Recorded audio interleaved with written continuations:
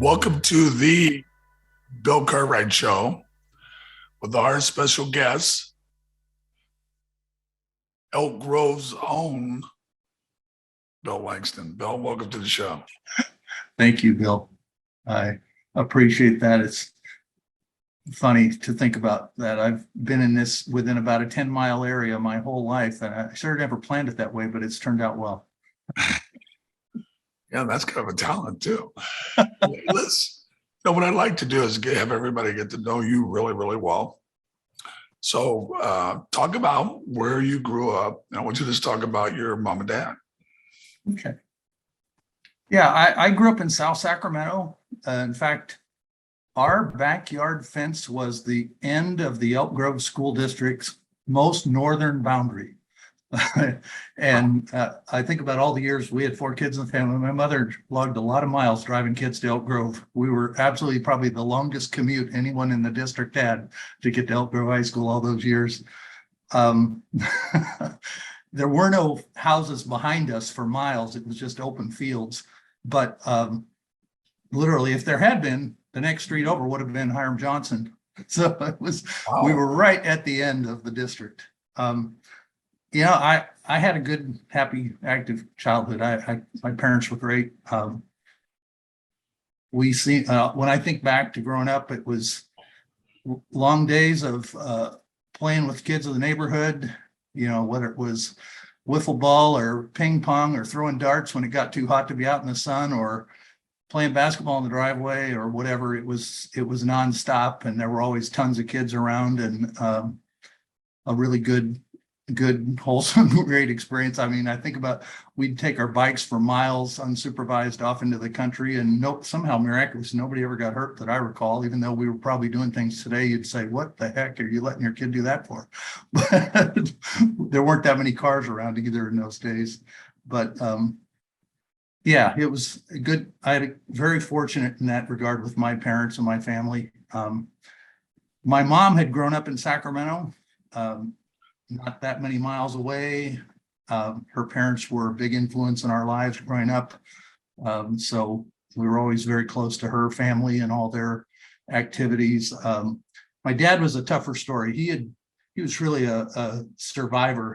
He had come from a really difficult childhood in the Mountain West, and literally worked odd jobs in farm labor from the time he was about 8, 9 years old, all over the western states, from picking apples in Washington to potatoes in Idaho, to working fields in the Central Valley, to learning how to do chores in Arizona and back again. And by the time he was a teenager, he was the last of the kids, and he was living with older brothers and working at odd jobs in the Southern California area. So he never had a stable home, never had a classical, good stroke, never really got to go to school more than occasionally in his childhood for a few months at a time. Just had a rough life, but he was a really genuine guy and wanted us to do a whole lot better, wanted to give us a whole lot more stability than he had ever had and break the chain. And he did it. And that was quite an achievement, I'd say, for him. He ended up here. It was kind of an interesting, when he went to Southern California, he was just a teenager, and then Pearl Harbor hit, and he joined the Marines. I don't think he was 18, and I don't think they asked a lot of questions at that time. He was young and healthy. So he went into the Marine Corps and ended up in some of the worst battles in the Pacific during that time, in horrible combat situations, really nightmare stuff. Somehow survived. And he didn't really have a family to come back to at the end of the war. When they discharged everybody, he had befriended a guy, his best friend in the Marines was from Sacramento. And that guy said, hey, if you got nowhere to go, you're coming with me. My family will take you in. And he ended up coming here. And within a matter of less than a year, he met my mom, and the rest is history. They were together for well over 60 years before he passed. And then she hung around and was still with us till about 3 years ago. So very good story. They did great. They were quite a team. They worked so hard. My mom was a homemaker. We had 4 kids in the family, but she never stopped. And she was a big, strong woman and really able to do anything. And my dad, for all his hard scrabble background, you never saw him in at night when he came home, which was usually quite late. He always had a book in his hand. He never stopped reading his whole life. He was reading till he died. even when he couldn't read anymore, at the end, he'd still hold a book in his hand because it was a real peaceful thing for him to do. And so we were lucky that he set quite an example that you weren't ever supposed to stop learning, even though he himself had never had much chance to do it formally. So I'm grateful for that. So it was, that's, basically the circumstances that our family, as I said, we were 4 kids, and I was the baby by a pretty good margin.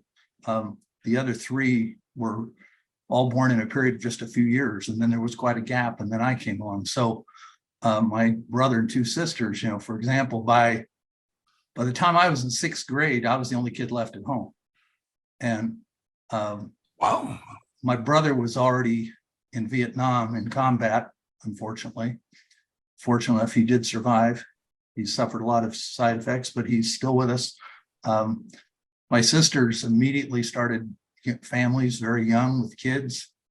And so by the time I'm in middle school, we have, my sisters coming and going. By that time, they already had 5 or 6 kids between them. My dad was working. My mom was doing everything she could to keep things going. She ran the house because my dad always worked nights, weekends, holidays. He always worked those shifts. And so she ran the house, and then there she was with grandkids. And so I learned from watching. I always laugh. And even when my brother came back from Vietnam, we'd sit and talk about, you got to do better. You got to have some goals. You got to move, look at your life. And I learned a lot from being the baby of that family and seeing what to do and what I didn't want to do, and setting some goals and being pretty serious at a young age, I think, because of what I was seeing around the house and all that was going on. I think in some ways it probably made me a more serious kid than some of the other kids who I knew, friends who were like the oldest in their family, and they hadn't experienced a whole lot by the time they were my age, because they were the first, where I was the last. So I got to see it all ahead of time.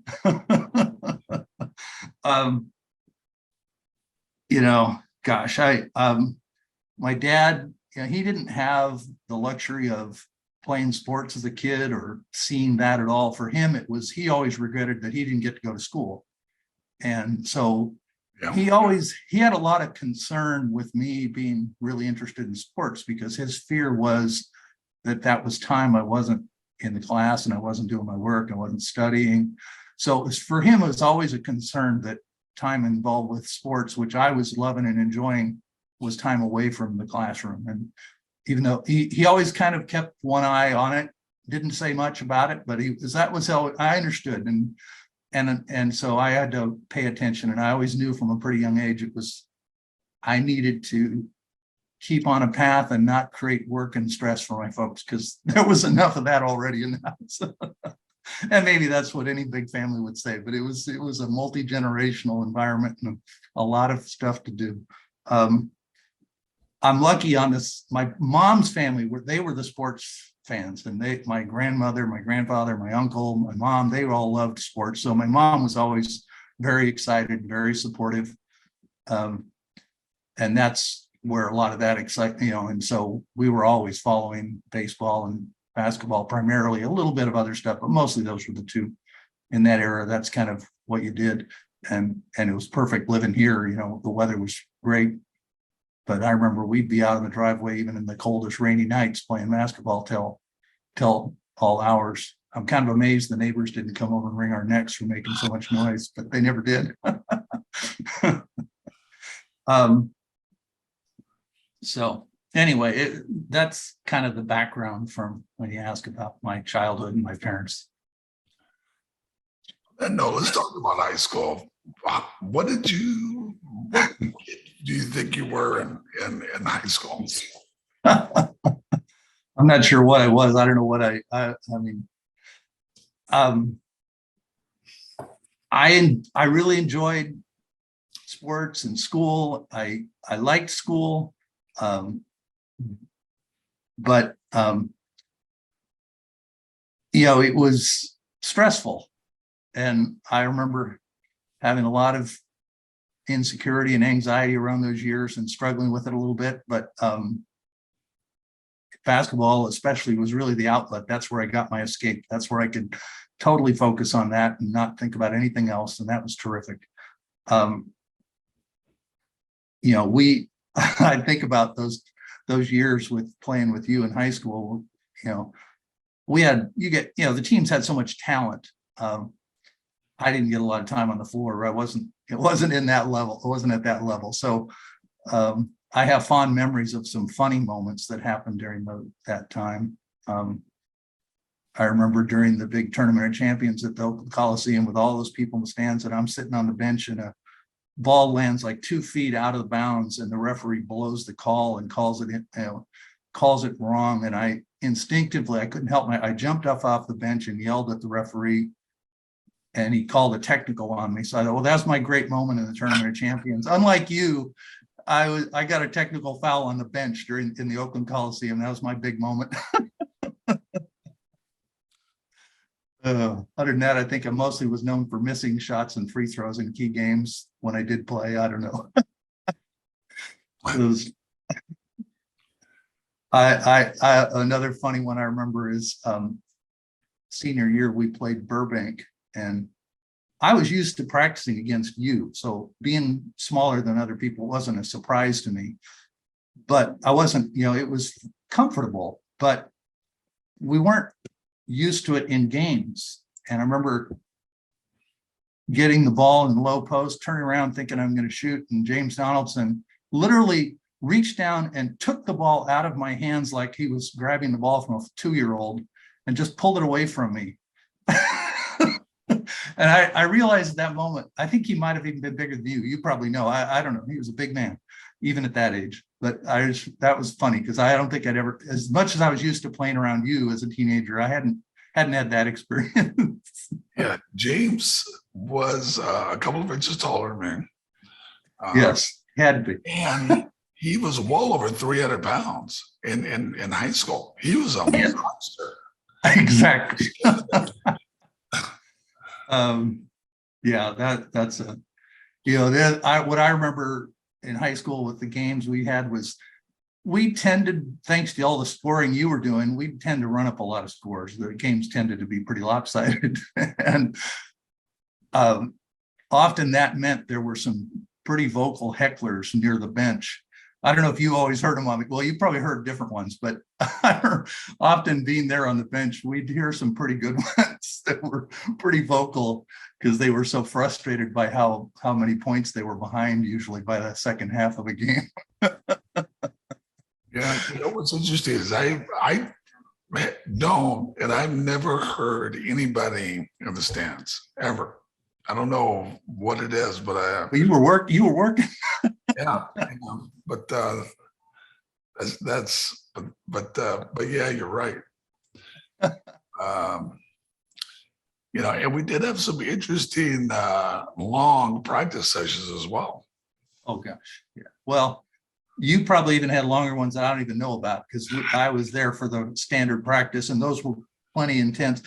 Actually, when I think back, some of the best memories of that time was the summertime open gym nights. I know we'd, do workouts in the morning, dry land type, lifting weights, running, whatever. But I remember the evenings, the open gym nights were actually a lot of fun because they weren't quite so structured and organized, and we would get to run and kind of really let loose a little bit. And I remember those hot nights being a lot of fun. Practice, yeah, I probably the most fun I remember in our practice was toward the end when we'd get to, those of us who weren't the starters would get to pretend to be the opponent and try to imitate whatever their style was and let you guys get frustrated with us.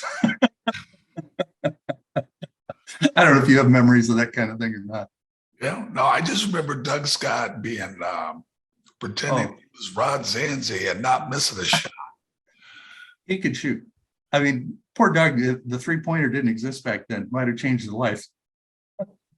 Yeah, but he did a great job, and it was amazing. Yeah, yeah. All of a sudden, hey, Doug, you're Rod Zanzi, so now you take a shot. Exactly. Yeah, sure. Yeah, well, we worked hard. I mean, I really appreciate that. And I saw that when I decades later, as a parent, my own son was really involved in a very intense swimming training and finished his training at Arden Hills on their national team and did swim in college for a year. But I saw the same thing, and I was always appreciative at that age. As the parent, I realized, the joke is kind of on the kid. The kid thinks they're doing it for the sport and the parent realizes it's to burn all their energy up and keep them out of trouble. Of course. I'm being too tired to do anything but like lay on the floor of the living room when I'd get home. So now, once you left Elk Grove, what'd you do? Yeah, so I knew by the time I got to be a senior in high school, I realized I didn't have I wasn't a basketball player. I could have a lot of fun with it, but I wasn't at a level that I could continue to play unless I was to go to some really obscure, tiny college, which my family couldn't have afforded anyway. And I probably it would have been a down step from the level of training and conditioning and everything, the structure that we had in high school. So I think we were above probably a lot of college programs and what we were achieving. So my family was of the mindset, you go to the closest, least expensive college you can get to. And so living where I did, it was actually closer to go to Sac State than it had been to go to Elk Grove. So I drove down the road to Sac State, started right after high school and stayed there. And had a really good experience there. And I didn't really know what I wanted to do. I had a lot of random ideas. And I kind of had the fortune of figuring out which ones worked and didn't work as I bumped along the path. And, I went full time and I carried a lot of units, but I also, did random jobs. I worked in a warehouse. I sold advertising. I was the manager of the student newspaper advertising for a year. I worked on the Woodland Daily newspaper for a semester. I mean, I did a lot of that. I kind of got a taste of that. I was really interested in radio, but I quickly found out I didn't have the personality. It was pointed out rudely. I always laugh. I think at SAC, you have to look at history. Unless you were from this area, you wouldn't know. But the radio program at Sac State, the year before I got there, Tom Hanks was one of the students. Okay, he might have had a little more talent. And a year later, Lester Holt was there. Meanwhile, there were a few other people that are more regionally known, but that program had some pretty major talented kids, even though they were only like teenagers at the time. So I quickly figured out that wasn't a direction. And then I'd always been pretty good in math as well as writing. And I was kind of odd that way because I liked both, and I wasn't ever the best at both, but I was pretty good at both. A lot of people are kind of one or the other. And so I was taking all these, a little bit of this and that and social sciences and research and writing and journalism and all this different stuff. And it was funny. I had a professor who got to know me a little bit from a couple of classes. And he said, I don't think you're a journalist. And I don't think you're a novelist. He said, you might be a technical writer. I didn't even know what a technical writer was. I'd never heard the term. I had no concept of what he was talking about. Turns out apparently he had done some of that when he was in grad school, so he had a sense of it from his own experience, but I didn't have any idea what he was talking about. Oddly enough, it took 4 or 5 more years before it happened, but as I did get after I graduated and I got into the workforce, that ended up being the ticket that got me into the software industry, and that's what I'm still doing. But it was good advice, even though at the time I didn't really understand why.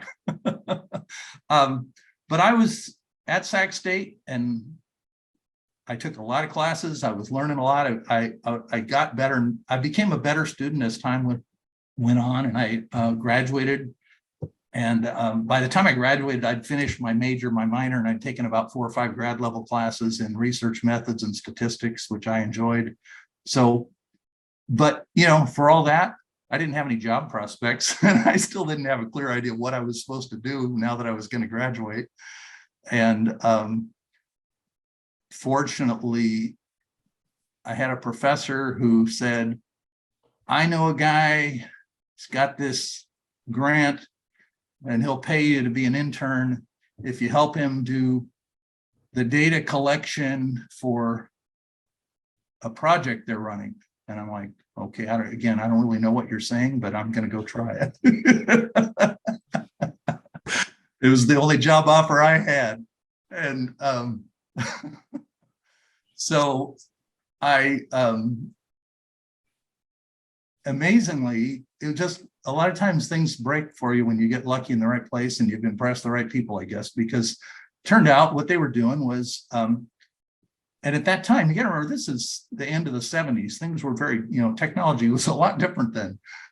And the Placer County Courthouse had implemented, they'd gotten a grant to implement what was one of the first in the country courthouse management software systems. And by that, it was, how do you schedule all these cases for all these judges, and what days are they available, and how many jurors are you going to need, and how do you keep track of all the darn legal documents that all these cases require, and on and on and on and on and on.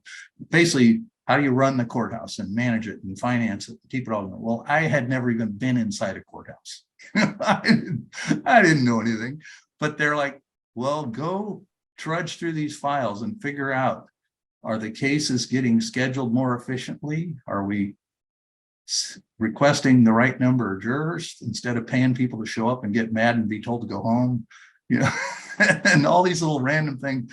And I just dove into it, and I was like, okay, I'm going to learn everything I can about how they run a courthouse, and I'm going to gather up all this data, and we'll see. And the purpose was, they said, figure out whether it's working. Is it actually helping them run better and save money and make people happy and all that? So I did that, for about a year, and I learned a whole lot. I was working with people that were way out of my league. I mean, these were guys with PhDs from Cal and stuff. I mean, they were way out of my league as far as their understanding of research methods and stuff, but I just tried to be a sponge. And then that ended, and I got on kind of in some ways similar, but it was different in other ways. Was, once again, I got hired into a job where they said, well, you're not going to be here forever, but for probably a year or two, we can put you in what in those days they called management information systems. Before it became IT, it was MIS.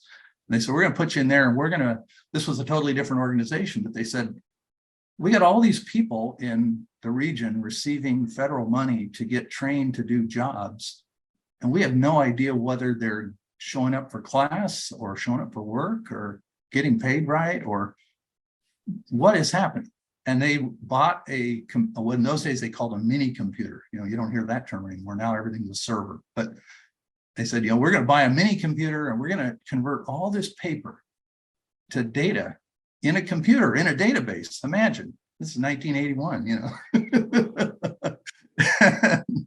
and we're going to try to figure out if this is working. And so in a lot of ways, it was the same thing. It was trying to figure out, can we get enough data together to evaluate whether something that was being federally funded would work? And we basically worked ourselves out of a job, because we came in there and we did it well, and we had a good team, and we had a couple of really good managers that taught us a lot, and I learned so much. And then everything was implemented, and the software was working, and people were trained, and then they said, oh, well, we don't need you anymore because it works.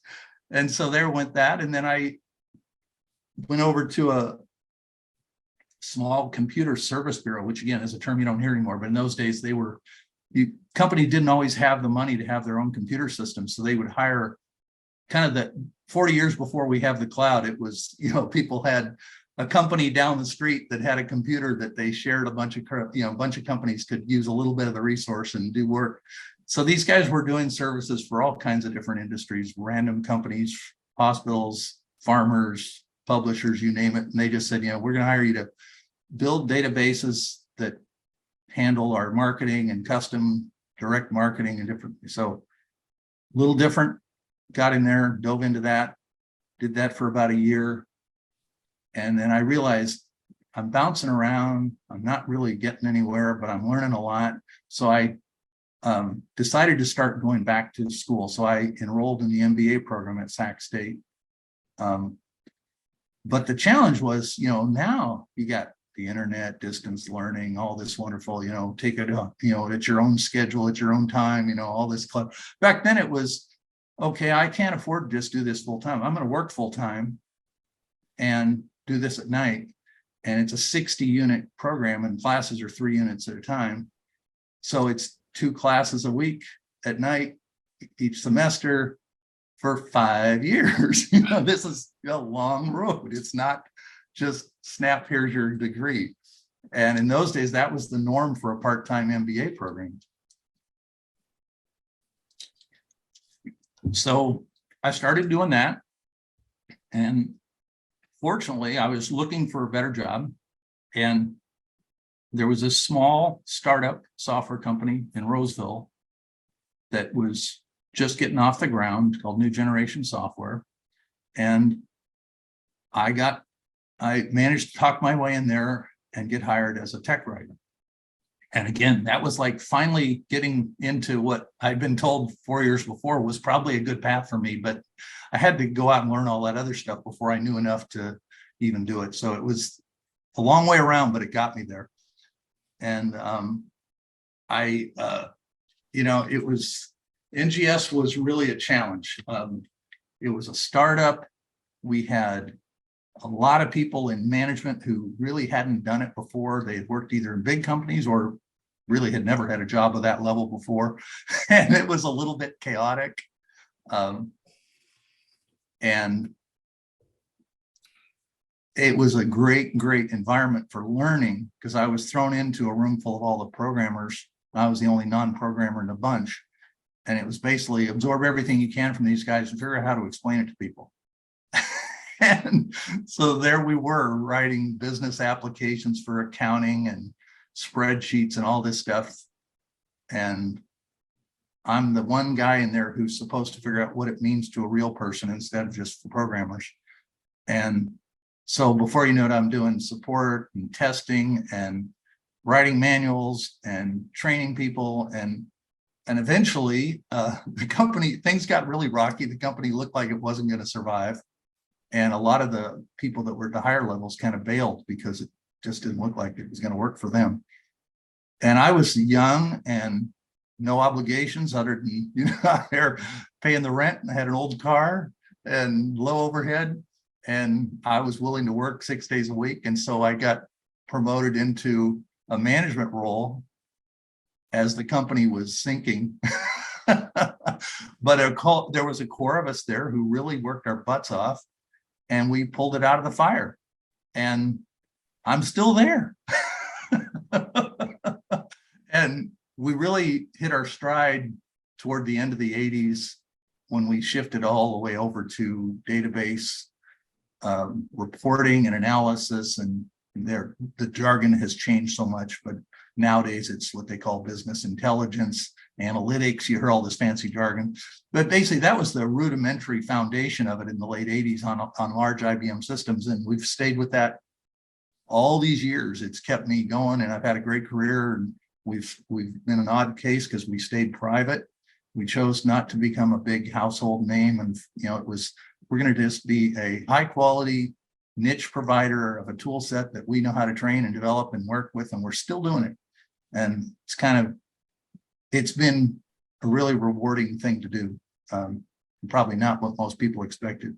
You say you started a small company and you're still private. So what size is your company then and how big is it now? Yeah.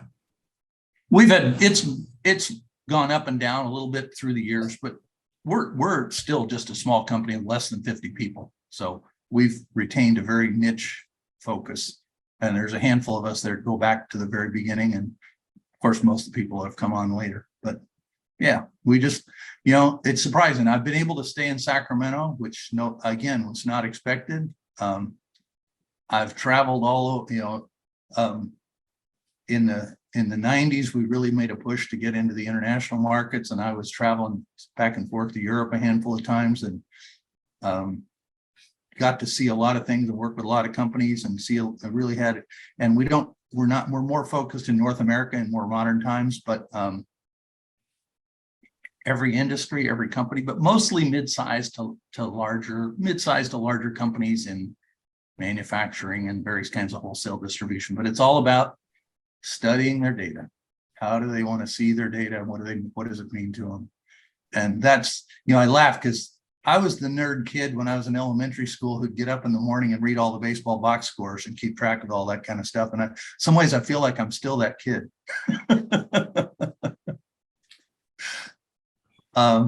Yeah. Hey, you talked about you travel. You had a chance to travel a little bit. Yeah. Now, besides work, where have you traveled? Well, okay. If I'm going to talk about it, that's a good point to bring in my wife into this discussion. So in that era, in the later 80s, when things were starting to come together and the company was starting to grow, NGS, I say we, but it wasn't me, and I wasn't involved in the decision, but it all worked out well for me. The guy that was in charge of sort of running the office hired this temp, and she walked in the door.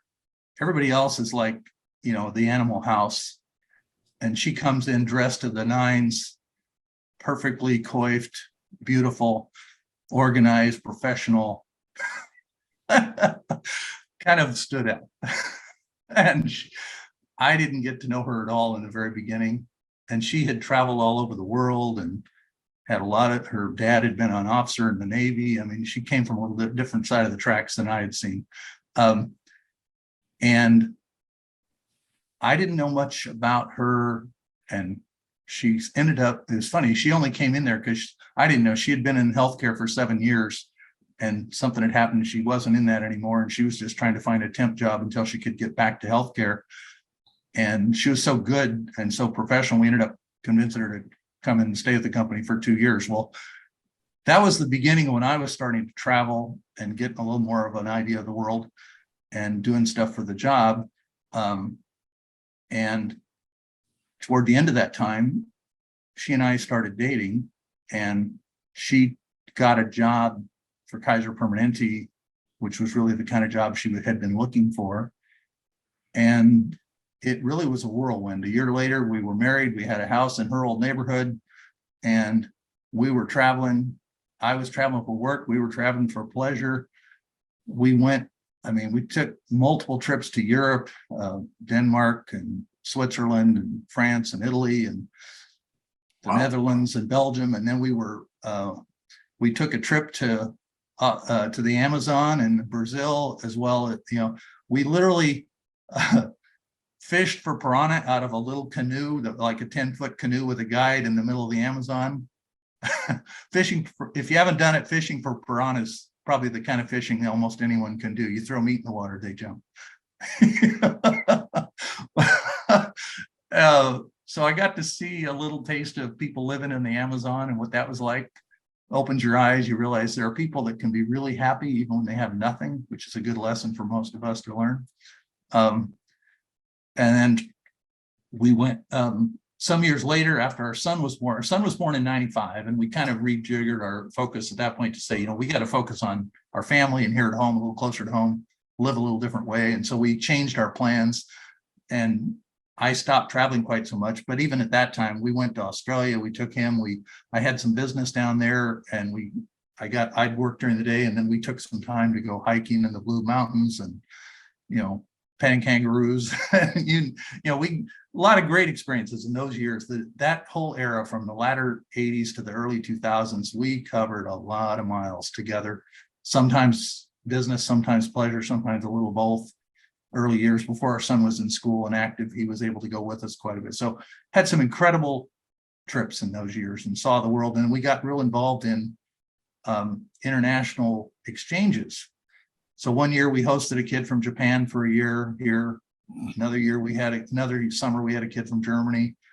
And then we did a lot of adult hosting, which was different, where we had people from Russia, Kyrgyzstan, Germany, Brazil, Belgium, England. We had people from all over the place who spent time in our house, and we show them around. So those were amazing, amazing years. There about a 20-year span there where we really got to see a lot and do a lot. And incredible memories, just incredible memories. Now, when you hosted those, were they students or were they just? Because that's interesting. Well, we did, one thing we realized after we had our own son, and we couldn't travel quite so much as we had before. And travel was all new for me. My family, we didn't travel anywhere. When my parents had a day off, we went out and worked in the yard. I had never been a traveler. I'd wanted to be, but I'd never had the resources or the time or effort. I didn't really know where to begin. My wife was from the background where every time you have a free moment, you're going. And so that was incredible for me. So then we were really interested in kind of having that international exposure. But once you have a kid in school, you can't really travel. It's something, it's a little harder. And we're both working, and she had her mom to help. And so we started doing the hosting, and we had people coming, and they were adults. But we did host a kid from Japan for a whole school year. And we had the student from Germany, who's a great kid, with us for a while. But we also had full, adults that were like in middle-aged people that were coming over to California to see what was here and understand it and do cultural exchanges. So we did a ton of that as well. Really great experience. And I'm still in touch with some of those folks all these years later. Wow, amazing. So talk about what are your thoughts now, and will you ever retire? I'm in a kind of a transitional point in my life. Right when our son went off to college, 2013, he got out of high school. He was off to college, and my wife and I were both working. Things seemed perfect. And out of the blue, she started having a hard time doing her job, and she had a hard time speaking, which she had been a health educator and behavioral medicine counselor, and speaking was a pretty critical skill. And suddenly she couldn't do it very well. And we were led to believe, oh, it's probably stress. Maybe you ought to slow down. And we had been going pretty full speed. And so she retired a few years earlier than she would have wanted to. And we thought, okay, this will work. And it didn't. Things got worse. And eventually it was pretty incredible blow to us, but she was diagnosed as having early onset Alzheimer's. And it's not treatable. It just progresses and it kills you. And along the way, I guess you can say it's not painful, but it's horrifying. And so 4 years ago, basically, I had to make the decision that I was fortunately working for the same company all these years. I had a lot of flexibility and I'd earned some respect. So I came home long before COVID and started working from home and taking care of her. Her needs kept growing. Eventually, I had to have some help here in the house. And things just became more and more difficult. And our son, fortunately, she was able to be still in good condition when our son graduated from college. So she got to understand what was happening there and see him advance in his life. But things really unraveled. So I had to stop traveling, take care of her. I did all transition my job duties so I could do things here. And she died in April of this year. And so this last few years, I've been consumed by healthcare caregiving requirements and just the devastation of what was happening here in our home. And it's been hard on all of us. Now I'm kind of here this summer. Now it's been 4 months. I'm kind of coming out of the fog and looking at my future and saying, what am I doing? And starting to look forward instead of thinking about the past and dark things. Things that were sad. So I'm still working and I love it. And I don't have to work as hard as I used to. So I'm grateful for that. And I'm trying to exercise, and I'm starting to make plans for future vacations and things I can do that would be exciting to me, get kind of back to where I used to be. And I'm lucky that I'm still healthy and I can do pretty much anything I want to do. I'm in a good position to be able to enjoy life. But it's kind of, I think, at least for the foreseeable future, I'm going to keep working at least most of the time because I enjoy it. And I'm mostly involved in teaching coworkers what I know. Transferring knowledge is the big, I still do a lot of that. I do a lot of trying to focus on things I can do at home that don't require travel. I'm doing a lot of content development for our website for customers to learn how to do things with our software.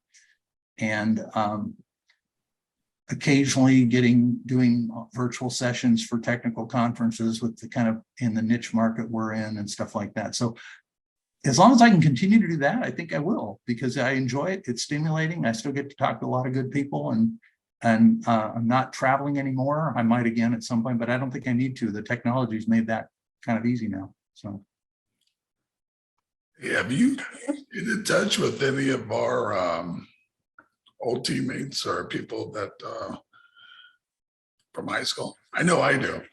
Yeah, you're such a beloved figure, and people find you because you're visible, and so I'm sure you hear from people all the time. I kind of just lost touch with people after high school. I just kind of was on my own path, and I was trying to make my own way. And so it's kind of funny.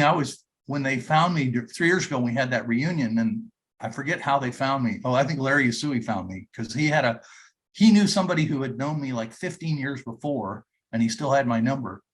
And so they found me, but it was funny because I thought they found me and I'm in Elk Grove. I'd never left. Yeah, I've been, it was like below the radar, but still here. So I haven't, I've only got one or two people I know that go back to those early years of my life, elementary school and stuff like that. And it's kind of odd because I'm right here, but not really. I mean, it was fun to see people, but at that point that night of the reunion, I had to get home for other reasons, and I couldn't stick around, so I didn't get to spend as much time talking to people as I wanted to. But anyway, yeah. It's always a little hard in those situations, but it's funny because you're still here, but a lot of people are. I think so.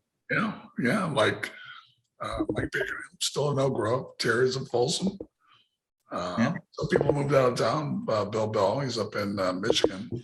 Yeah. Hedmage is still there. Joe. Wow. Magna still there. Elk Grove, close to Yeah. you. You probably passed them up driving down the road.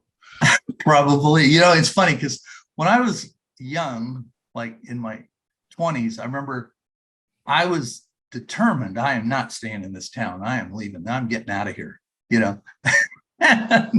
and my family's been in the Sacramento area for a century, now over 100 years.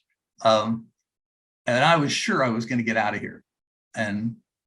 But I didn't have connections. I didn't have, and so things just kept happening. And I remember I pursued jobs in Chicago for a while. I never could get a break. I tried to go to the Seattle area several times, never could get a break. And I just kept being here. Well, then I married my wife, whose family had also been in the Sacramento area for over 100 years. And in her family, when we moved from East Sac to Land Park, they thought we had left town. And then eventually 20 years ago, we came to Elk Grove, and then they really thought we had left town. And it was funny to me because I'm coming back to where I came from, but to them, that was like, we'd left the country. But in reality, it's like a lot of these guys you're mentioning, it's all been within a pretty small radius, Yeah, but it is funny. that was, we were fortunate. That was such a good group. Yeah, it was a special group. We had a special coach who challenged us. So luckily, we were able to meet our goals. Little Elk Grove High School. Who would think that? You obviously have experienced so much, but at the time, I don't think I appreciated, maybe other people saw it, was the amount of travel that we did as a high school team. We did. We were all over the place, from the Central Valley to the Bay Area to Houston to, all over the place. And in that era, I don't think there were more than a handful of teams in the country that were doing stuff like that. That was rare. And you got to give Coach Risley credit for that, because I'm sure he was the one making all the calls.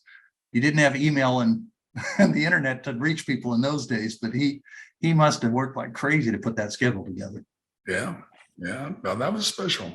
That was special. I don't think anybody's done that since, especially not to go to Texas. Right. Well, I mean, it wouldn't have happened without you. I understand that. We know you were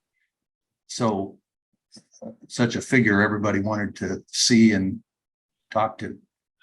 Yeah, as funny as that, I tell people about that, and I, was fortunate to be at the right place, right time, but our team was good. We were good, man. We were a good defending team. We didn't throw the ball away. So everybody played their role, and I get a lot of credit, but man, we had a good team, and let's face it, we weren't better than anybody anyway, so we deserved it.